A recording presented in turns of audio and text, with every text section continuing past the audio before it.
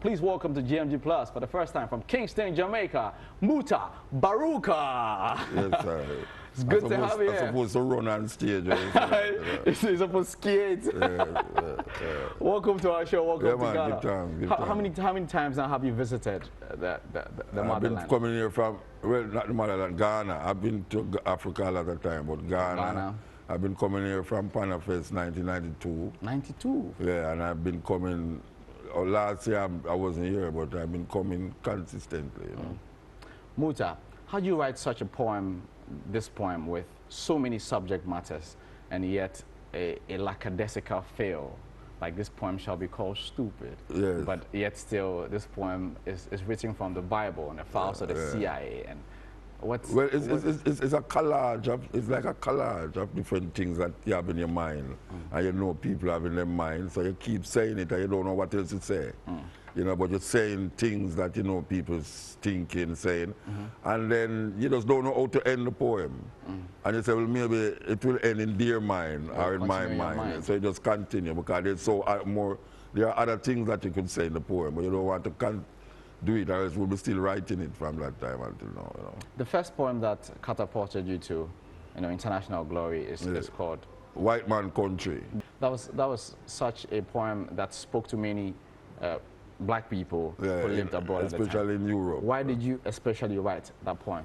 All right, there's a brother named Linton Kwesi Johnson. He's the next poet. He's a Jamaican from England, but he grew up in England, and he said a poem. He wrote a poem named England is a Bitch. England. And I listened to that poem and I said, well, if England is a bitch, it's not good to stay there.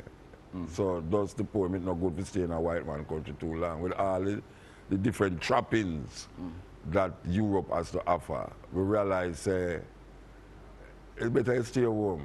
You know, sometimes it's better you suffer in your own country than go to the next man's country and suffer. So you better stay in your own country. Yeah. You have never lived abroad, true? No, I live in Jamaica. I just tour and travel, but I've never lived anywhere else but Jamaica. Okay. If I leave Jamaica, I'm coming here. You're coming down to Africa? Yes, definitely. Your name MUTABARUKA means the one who is always victorious. Yes, it's from Rwanda. A Rwandan language called Kinyarwanda. Yes. How did you get that name? Well, I was reading a poem at school by a poet named Jean-Baptiste MUTABARUKA. I actually didn't know where he come from until I opened the back of the book. I was reading the poem and it sounded exactly like a poem I wrote.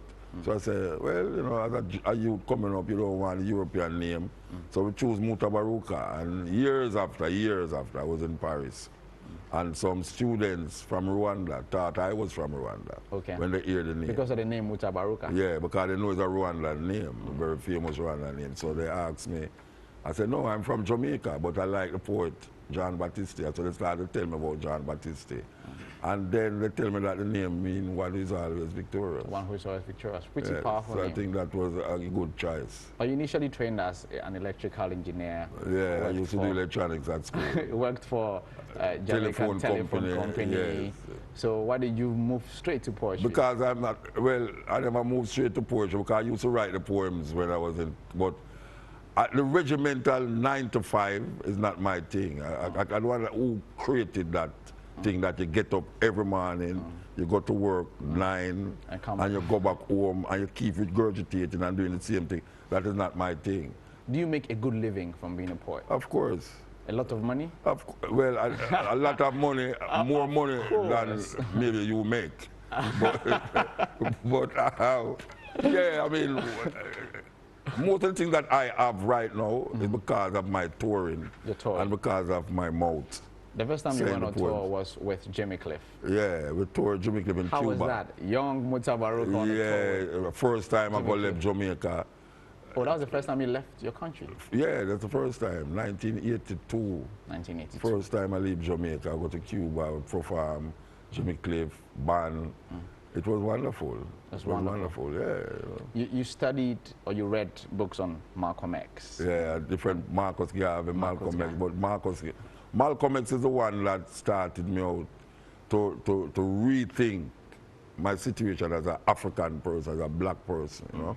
So that profoundly influenced even now how we see things, you know, because we know this Malcolm X was a prisoner, was a street youth get caught, go in a prison, and then rethink him all concepts and ideas and come out as being one of the greatest African heroes. Did you meet Bob Marley? Yeah, man. Everybody meet Bob Marley in Jamaica. Everybody meet Bob Marley in Jamaica? I mean, Bob Marley, most of the artists, Jamaica is a small place, you know. Okay. Jamaica is like 52 miles wide. So think about that. 52 miles. And drive around the whole country? Yeah, you can drive out the whole country in less than 3 hours. Bob Marley is a brethren, you know, a normal brethren, you know. I mean, he is the greatest known artist in Jamaica, but most youth at that time, or most people in my time, would have come some link with Bob Marley. Was he just in the neighborhood, just like every other person? Yeah, man. You go in and shop. You go in and shop, you could have seen them behind the counter and sell record. In them days, them just turn up in there and sell record and sit up on a car and smoke herbs. It's just a normal youth, you know. So like most artists. That's how you all live in Jamaica? Well, not so we all live, because, you know, it's not like I know him and we talk every day and thing. Yeah, but as I say, as a Jamaican, you go and shop, you know, this. As a matter of fact, one of his sons, the mother used to live with me. Oh, yeah? Yeah, Kimani Marley. Oh, Kimani Marley. His mother used to live with you? Yes, the mother used to live in the house. And that is where him snatch her. And Kimani. That's why you snatched her? No, him snatch her. Oh, okay. Him snatch her. Okay, I mean, don't mind me. I'm trying to understand the pattern, that's why. Okay, well, what I'm saying to you that she was, a lot of us was living in the house. Okay. And his eye took to that lady.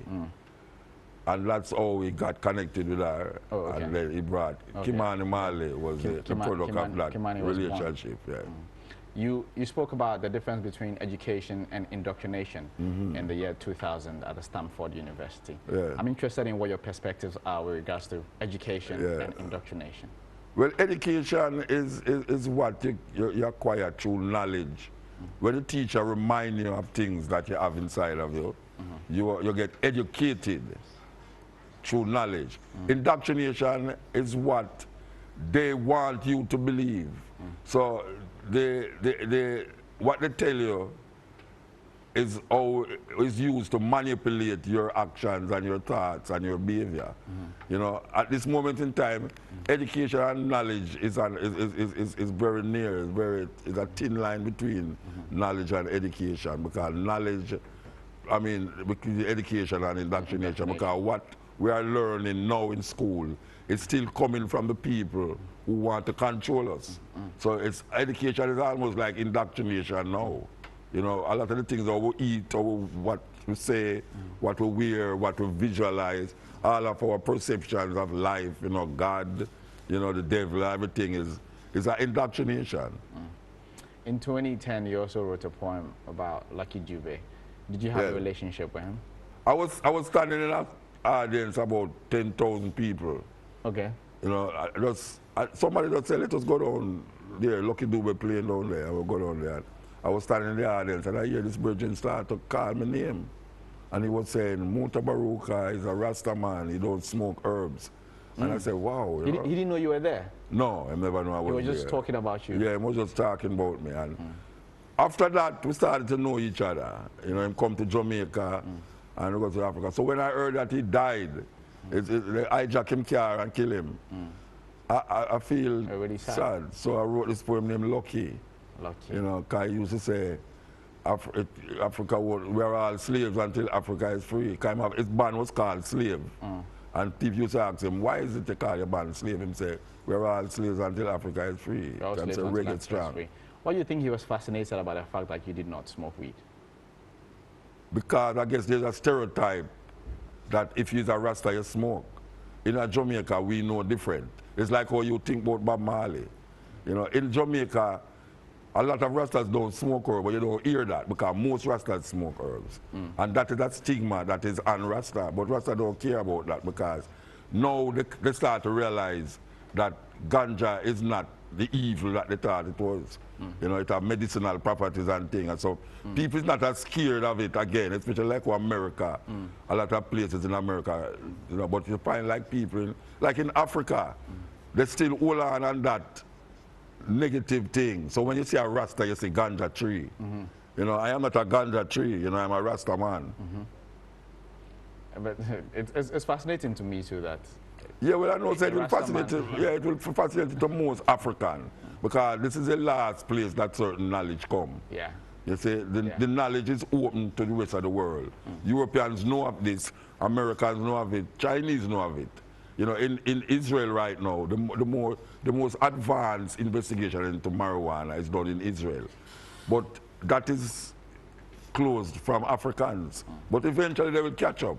But so far, we will always be persecuted, especially the Rastas. We'll be always persecuted to something that is less harmful than cigarette.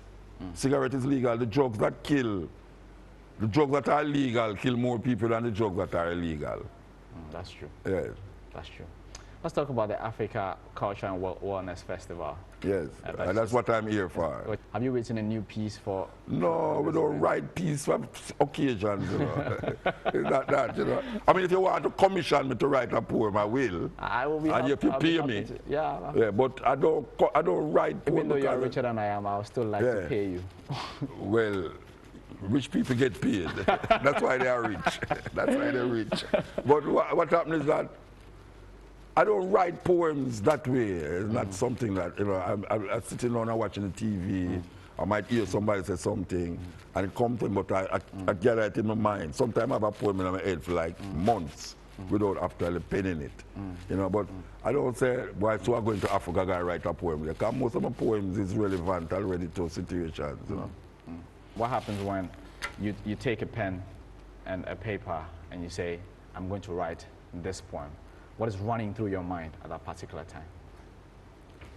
Like, for instance, this poem? Yeah, for instance. This All right, because you're anxious for bring out so many different topics. Okay. If you notice in this poem, if you cut the poem, you see there's so much things going through the poem. You know, Playboy magazine, New York Times, the Bible, the struggle in Africa, you know, slavery. Nkrumah. Yeah, so you're trying to gather the thoughts about all these things. And should I write a poem about Nkrumah? Should I write a poem about Haile Selassie? Should I write a poem about... You say, no, it's too long. It's going, you know, so you just write one poem. Together. You just put a collage of things together and just say yes. And it turned out quite well, you know. This poem, I bought a house out of it. So what's your favorite Ghanaian artist? Wow. You know, I know him, you know, but I think he's a whole artist, so I can't remember his name. I can't remember his name. But my favorite artist in Africa, totally, is Salif Keita. Salif Keita. And with new fella, from Nigeria, because we perform with fella. But I would go back. Rocky Daouni? The brethren there. Yeah, I know him still. Have you heard Shatawale? No, I don't remember, but I know that one. Yeah, oh yeah, unpopular now. Unpopular now. Unpopular now. Unpopular now. Yeah, and Sarkodie? No, I don't know the name. I play the music. You just listen to the music. The reggae. No, I don't listen to reggae. No. Samini. Salif Keita is not a reggae artist. And Fela Kuti is not a reggae artist. Yeah. But these youth know what they call Afrobeat. You know, the brethren do reggae, do I really, that you just mentioned. He's very popular. Samini, Stone Boy. Yes, Stone Boy, dancehall vibes. Yeah. You know, that Afrobeat dancehall is like a collide. You guys love his music in Jamaica? Yeah, well, I don't say no, a lot of people play, but they don't know the name of the person. Okay. Yeah, just recently now we start to know it's a Stone Boy, like everybody, kind of, not everybody, but you know, people who Afrobeat. Because the Afrobeat is what's happening now. Afrobeat, yes. Yeah, that's what's happening now, yeah. And I like the sister that just played, that died. Yeah. That little girl, You've listened to her. I've heard her before, yeah. Heard her before. Yeah, well, you know, we love to do these things because it expose a certain thinking. Just as we talk about herbs and you get shocked because you hear that we don't smoke ganja. You know, I don't think a lot of people in Ghana would know that you have Rastas who don't smoke. You know, so we come to break that stereotype because not smoking ganja make you be a Rasta. But smoking herbs is part of the culture of Rasta because everyone have a culture. You know, the Roman Catholics burn incense. Yeah. You know, smoke up the whole place. You know, Rastas smoke ganja. You know, it's just simple. It's not something bad, like smoking cigarette. Cigarette cause more cancer than anything else, but it's legal. Alcohol cause more drunken youth to drive and crash and behave like them is idiot. You know, the best reggae songs that you learn and listen to was written by people who were smoking ganja at the time. The best Bob Marley song was written on a big By people spliff. smoking ganja? Eh? Were done by people smoking ganja? Yeah, a big spliff too.